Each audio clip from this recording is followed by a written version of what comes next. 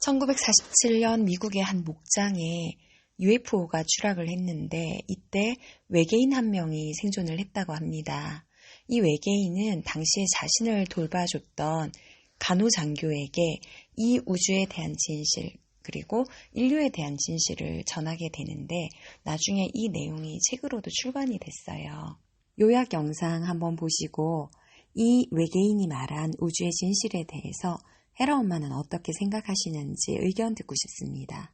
1947년 7월 미국 뉴멕시코주 로스웰의 한 목장에서 미확인 비행물체가 추락하는 일이 발생합니다. 마을 주민들의 신고를 받은 미 항공대는 비행물체의 잔해를 수거해 갔습니다. 그 과정에서 추락으로 인해 사망한 외계인들의 사체들 또한 많은 사람들에게 목격이 되죠. 놀랍게도 기적적으로 추락에서 살아남은 외계인 한 명이 UFO 내부에 남아있었고 외계인은 그 자리에서 생포되어 CIA의 비밀기지로 이동됩니다. 그렇게 그 외계인은 한 달 반 동안 취조를 받게 되는데 외계인의 취조를 맡은 공군 간호장교 마틸다 맥클로이는 많은 노력을 들여 외계인을 인터뷰하는 데 결국 성공하였고 그 외계인은 그녀에게 지구 그리고 인류, 우주에 대한 충격적인 사실들을 알려주게 되는데 로스웰 사건 생존 외계인이 증언한 지구와 인류에 대한 충격적인 사실들. 마틸다는 생포된 외계인에게 에어럴이라는 이름을 붙여주게 되는데 외계 지적 생명체 에어럴의 소통 방식은 언어를 넘어선 방법이었습니다. 에어럴은 마틸다에게 육성이 아닌 인간의 언어로 치면 텔레파시를 통해 말을 걸기 시작했던 것이죠. 에어럴 종족은 모두가 특정 언어를 통해 육성으로 대화하는 것이 아닌 마음으로 대화를 한다고 하며 그것은 전기신경 체계를 통해 이루어지는 것 같았다고 합니다. 또한 에어럴 종족은 그들이 타고 온 비행선처럼 탈 것들 또한 그들의 마음으로 조종을 할 수 있다고 하죠. 에어럴과 마틸다의 텔레파시를 대화체로 말해보자면 다음과 같습니다. 나는 도메인 원정대의 공식 일원으로 지난 수천 년 동안 은하계의 이 구역을 담당하고 있다. 에어럴은 말합니다. 이제 나는 당신에게 진실을 알려줄 때가 되었고 내가 말해주는 진실들은 인류에게 엄청난 깨달음과 지식의 산물이 되어줄 것이다. 아주 오래전부터 지구를 포함한 우리 은하계는 두 개의 거대한 외계 세력들에 의해 지배를 받아왔는데 한 세력은 에어럴이 속한 도메인, 다른 한 세력은 도메인이 생기기 아주 오래전부터 은하계의 수많은 행성들을 지배해왔던 구제국 세력이라고 합니다. 도메인과 구제국은 수십만 년 전부터 우주와 은하계의 패권을 차지하기 위해 서로 끊임없는 전쟁을 벌여왔고 과거의 은하계는 막강한 구제국 세력의 지배를 받아왔으나 도메인의 기술과 문명이 부지불식간의 발전을 이루고 세력을 확장하게 되면서 어느 날 도메인은 구제국의 본부가 있는 행성을 파괴하는 데 성공하였고 그로써 구제국의 지배력은 순식간에 힘을 잃게 됩니다. 그렇게 지구와 태양계의 지배권이 구제국에서 도메인 세력으로 넘어오게 되고 도메인은 지구를 포함해서 은하계를 점령하고 관리하는 새로운 주인이 되었다고 하죠. 표면상으로는 도메인이 우리 은하계의 새로운 주인이 된 것은 부정할 수 없으나 암암리의 구제국도 우리 은하계의 일정 행성들을 자신들의 지배하에 두고 계속 통제를 해오고 있다고 합니다. 그리고 우리가 살고 있는 지구 또한 구제국 세력이 과거에 지배하고 통치했던 행성 중 하나라고 하죠. 에어럴은 이어서 말합니다. 모든 생명체는 영원불멸의 존재이다. 그것은 인간도 마찬가지이며 영원불멸의 영적 존재들은 그냥 존재하는 것이고 존재하는 이유는 이들이 존재하기로 선택했기 때문이다. 당신들의 사회에서 높은 위치에 있는 사람들, 낮은 위치에 있는 사람들을 포함해 모두가 영원불멸의 영혼을 가진 존재이다. 이제 인간도 이 사실을 깨달아야 될 시기가 왔다. 여기서 우리는 의문점이 들 수 있습니다. 우리의 영혼이 정말 죽지 않고 영원한 것이라면 우리는 왜 지구에 태어나기 전에 기억은 할 수가 없으며 우리가 지구에서 수명을 다하고 죽으면 어떻게 되는 것이냐 라고요. 그에 대해 에어럴은 너무나 충격적인 이야기를 해주게 됩니다. 우리 도메인은 빛의 세력이며 선한 존재이다. 그러나 구제국은 어둠의 세력이며 악의 화신이다. 구제국이 도메인에게 전쟁에서 패배하기 전까지 구제국은 오랜 세월 지구와 태양계를 지배해왔다. 에어럴의 말에 따르면 구제국이 은하계를 통치했을 시절 극악무도한 범죄를 일으킨 범죄자들, 자유로운 생각을 지닌 자들 혹은 구제국 세력에 대항하는 혁명가들 그리고 여러 정치 범법자들을 체포해서 기억을 지운 뒤에 지구라는 행성에 감금을 해두었다고 합니다. 그 안에는 예술가, 화가, 가수, 음악가, 작가, 배우 및 각종 예술 문화인을 포함하고 있다고 합니다. 이것이 다른 어떤 구제국의 행성들보다도 수많은 예술가들이 지구에 존재하는 이유라고 하죠. 그렇게 많은 영혼들을 지구에 감금시킨 구제국은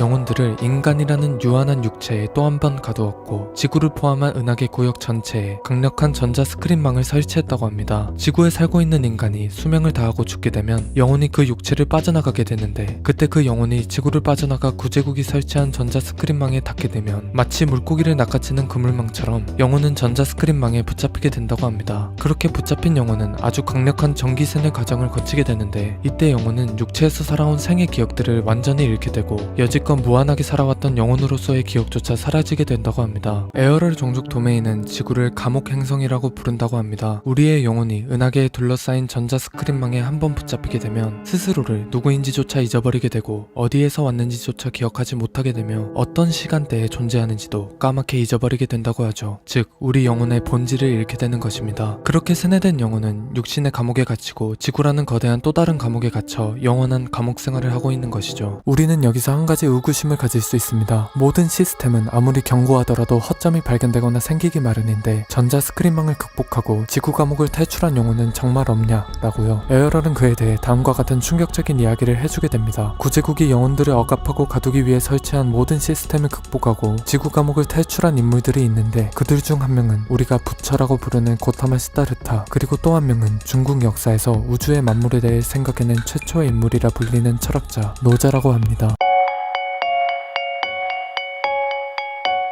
이 사람은 그 외계인은 자기 의식 수준에서 진리를 얘기한 거지.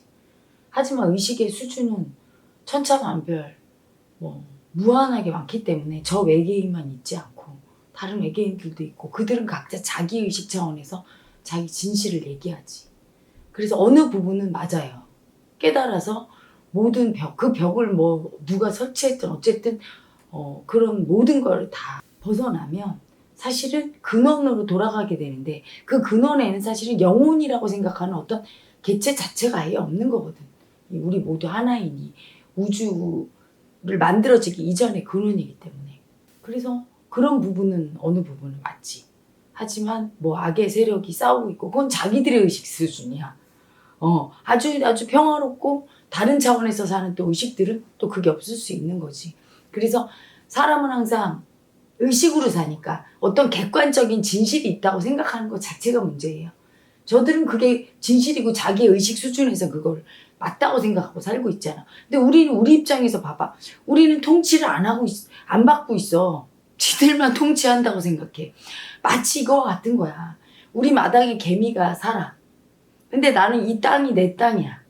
나는 개미를 통치하고 있다고 생각해. 개미는 자기 주인이 누군지도 몰라.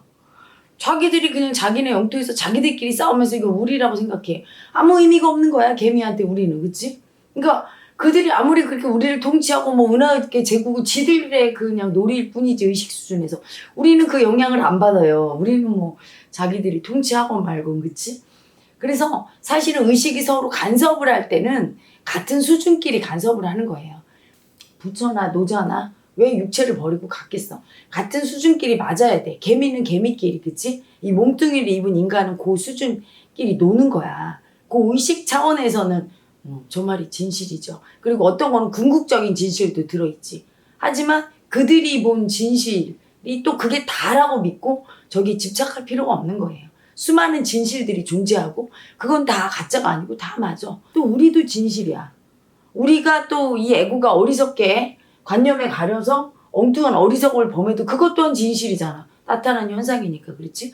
그리고 이 세상이 환영이고, 맞아, 환영이지만 내가 지금 아직 애고를 벗지 못해서 너무나 여기 집착해서 진짜로 보인다면 그런 사람한테 아무리 지금 네가 보는 현실이 환영이다 이렇게 얘기해주면 아무 도움이 안 돼. 당장 배고픈 사람한테 밥 한 끼 주고, 마음이 괴로운 사람한테 마음 어떻게 편하게 할지 알려주고, 당장 위로해주고, 이게 급한 거지, 그치? 우리는 그래서 지금 이 순간은 그때그때 살아야 돼요.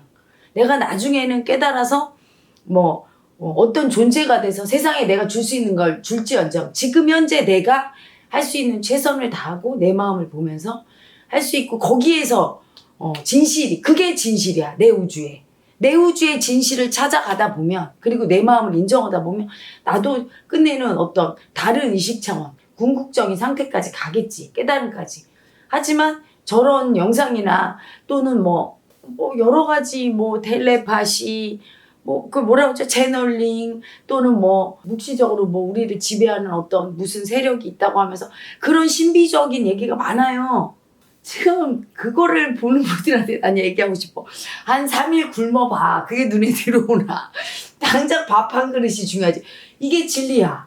그때는 내가 밥 한 그릇이 되고 나한테 필요한 진실이에요. 그걸 통해 배부름을 느낄 때 그게 행복이고 배고픈 고통이 지금 나에게서 가장 큰 아픔이고 그렇죠? 지금 이 순간을 살면서 너무 저런데 현혹되면 안 돼요. 그들은 아무리 진실이라고 얘기하지만 나에게 진실은 오직 나만 아는 진실. 요 진실을 자꾸 인정하고 지금 현재에 살아야 그렇게 의식이 왔다 갔다 하지 않아요.